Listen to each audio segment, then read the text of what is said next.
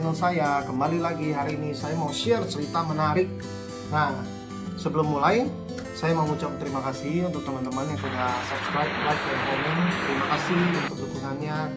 Dan tujuan saya bikin channel ini adalah untuk berbagi hal-hal baik, hal-hal cerita-cerita baik, juga ilmu-ilmu yang sudah saya pelajari, yang sudah saya terapkan juga di hidup saya, dan sudah merubah hidup saya. Dan saya mau share ke teman-teman yang mungkin di sana bingung dengan kondisi hidupnya dan mau coba berubah, mungkin bisa start dari nonton video saya. Dan semoga video saya ini bisa memberikan teman-teman magic moment untuk merubah hidupnya menjadi lebih baik lagi. Nah, hari ini saya mau share, mau cerita mengenai dua serangga yang sangat unik. Sama-sama kecil, sama-sama terbang, punya sayap, dan tapi ternyata perilakunya berbeda. Ya, jadi saya mau cerita antara si lalat dan si lebah. Nah, kenapa harus lalat dan lebah? Ternyata tarik balik lagi dari penelitian, ternyata menunjukkan perilaku si lalat ini. Saya cek lalat dulu ya. Jadi perilaku lalat ini adalah, walaupun dia ditempatkan di tempat bunga, taman yang indah, dia akan selalu mencari sampah. Dan lalat ini pun seringkali kita kaitkan dengan tempat kotor, sampah, ataupun sumber penyakit, di mana dia ada bisa membawa penyakit dari satu tempat ke tempat lain. Dan memang kita bisa lihat lalat itu makannya di kotoran lah, di tempat sampah pasti kita ketemu lalat. Nah, jadi itu cerita tentang si lalat ya. Tapi kalau cerita mengenai si lebah adalah binatang yang sangat unik, karena lebah ini hanya mencari bunga dan mencari madu kerjaannya. Begitu udah dapat madu, dia makan yang madu bagus, yang dia hasilkan juga bagus, madu juga. Nah, jadi lebah ini sangat menariknya adalah walaupun dia diletakkan di tempat sampah, dia akan tetap mencari madu. Jadi dua serangga kecil ini sangat menarik, dan ini memang kita bisa kilas balik lah seperti kehidupan kita. Nah, gimana sih orang-orang yang punya kacamata lalat ini? Kita seringkali kita lihat kebanyakan orang memang punya kacamata lalat. Walaupun udah dikasih yang bagus, tetap ada yang tidak cukup, tetap ada komplain, tetap ada marah, tetap tidak ada kesenangan, tetap ada yang pasti dicari kesalahannya. Nah, itu mata lalat. Nah, kenapa sih sebenarnya yang menyebabkan orang-orang bisa seperti itu? Nah, kalau dari saya yang saya cari tahu, saya pelajari, ternyata ada 3. Kenapa sih orang bisa tiga hal yang bisa bikin orang kenapa punya kacamata lalat? Nah, pertama, limiting belief ataupun underestimate ataupun merendahkan diri sendiri. Contoh, kenapa sih orang bisa selalu berperilaku negatif, selalu berperilaku yang tidak baik? Karena dia merasa, oh ya, dia tidak pantas mendapatkan hal baik. Tidak percaya, tapi ada orang seperti itu. Percayalah, ada orang seperti itu. Contoh dulu waktu saya mau dikatakan, oh ya, lu bisa sukses, lu bisa berhasil, saya tidak percaya. Lu bisa dapat uang gede, saya tidak percaya. Saya percaya adalah saya orang biasa saja. Nah, itu limiting belief. Begitu kita percaya itu, hal-hal baik tidak akan terjadi.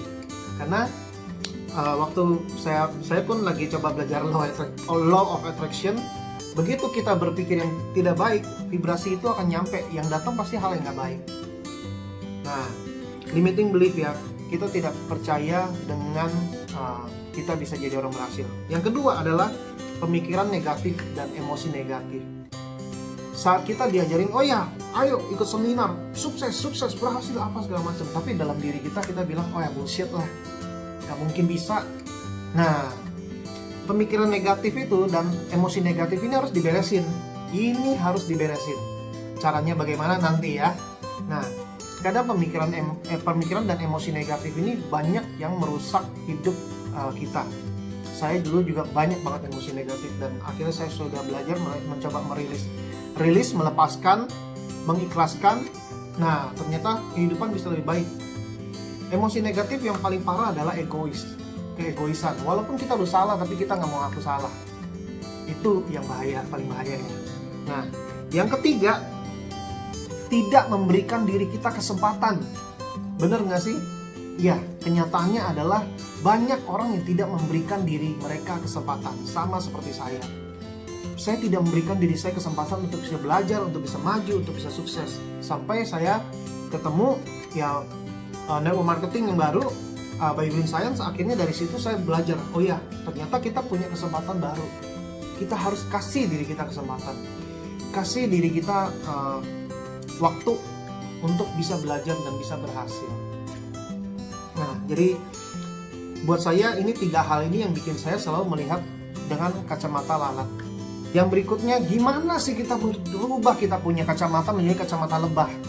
Nah, yang paling pertama sebenarnya yang saya tekankan adalah menyadari diri. Sekarang kondisinya seperti apa? Nyadar dulu. Kalau kita nggak sadar, nggak akan ada step berikutnya. Karena kita merasa, oh ya, memang ini kehidupan gue seperti ini. Tapi sewaktu kita menyadari kondisi kita ternyata tidak baik. Nah, step keduanya adalah izinkan diri Anda untuk berubah. Nah, sudah menyadari kita tuh nggak baik, kondisinya tidak baik, tidak bagus, kita izinkan dulu. Karena begitu kita izinkan diri kita, otomatis kita punya otak pun akan membantu. Izinkan diri Anda untuk berubah menjadi lebih baik. Izinkan. Nah, step keduanya itu. Terus, step yang ketiga adalah berikan diri Anda kesempatan. Kita ini punya kesempatan yang sama seperti orang lain, bisa menjadi orang sukses, bisa menjadi orang berhasil. Nah, terus sudah kita berikan diri kita kesempatan, yang pasti kita harus belajar dan cari hal-hal positif yang bisa kita terapkan di hidup kita. Contoh, hal positif apa? Ya, baca buku. Saya selalu baca buku, nonton YouTube yang bermanfaat. Kemarin saya terakhir mau nonton film, bingung mau nonton film apa yang bermanfaat. Ternyata saya nonton film Tony Robbins, judulnya I'm Not Your Guru. Wah, itu sangat luar biasa. Lebih seru dan lebih sedih daripada film-film sedih. Dan itu benar-benar banyak memberikan hal positif ya, memberikan ilmu-ilmu bagaimana sih kita menghadapi kehidupan kita. Nah, yang paling terakhir yang harus dilakukan adalah meditasi. Kenapa meditasi? Meditasi ini kita menenangkan diri kita. Kita belajar untuk mengenal diri kita lebih jauh, belajar untuk bisa melihat diri kita seperti apa. Meditasi. Karena meditasi pun kita mengatur, kita punya nafas, kita punya energi di tubuh yang akan memberikan vibrasi yang baik. Nah, jadi tips untuk coba merubah ini saya sudah lakukan, ini ada 5. Yang pertama, sadari dulu kalau diri Anda sudah banyak melakukan kesalahan. Sadari dulu, akui, terima. Dan kedua, izinkan diri Anda untuk coba berubah, untuk punya kesempatan lebih baik, untuk bisa merasakan hidup yang lebih indah. Ketiga, kasih kesempatan ke diri Anda. Kasih kesempatan. Keempat adalah belajar terus hal-hal baik. Banyak banget di luar sana hal baik. Banyak juga hal yang tidak baik. Jadi kita mau lihat pakai kacamata lebah atau lalat. Lebah kita lihat hal yang baik. Masih banyak hal yang bisa kita syukuri. Dari setiap kejadian atau setiap masalah selalu ada hal baik. Yang penting kita mau lihat apa enggak. Mata lebah. Nah, yang terakhir adalah tenangkan diri Anda dengan meditasi. Meditasi bicara dengan diri Anda. Nah, jadi 5 tips ini saya yakin bisa bantu Anda untuk memiliki kacamata lebah. Karena ini saya sudah alami, saya sudah coba praktekkan. Mudah nggak? Oh iya, belum tentu. Tapi ini harus kita lakukan rutin. Berapa lama? 21 hari. Coba lakukan dulu 21 hari. Kita coba rubah, kita punya kacamata dengan kacamata lebah selama 21 hari. Maka setelah 21 hari kita akan menjadi terbiasa dan menjadi kebiasaan habit kita semakin kita sering ulang, ternyata otak kita mencatat itu penting. Semakin kita mengulang itu penting, akhirnya otak kita akan menjadikan itu pola dalam hidup kita. Nah, jadi mungkin berikutnya saya akan share lagi untuk cerita tentang bagaimana sih kita menanamkan pola yang bisa menjadi kebiasaan baik. Oke, terima kasih hari ini cerita mengenai mata lalat dan mata lebah. Jadi pastikan Anda memakai kacamata lebah. Jadi hidup Anda akan menjadi lebih baik. Terima kasih sudah nonton video ini sampai akhir. Dan jangan lupa subscribe, like, dan komen untuk saya share terus video-video menginspirasi berikutnya. Bisa membantu hidup Anda. Sampai jumpa di video berikutnya. Ciao!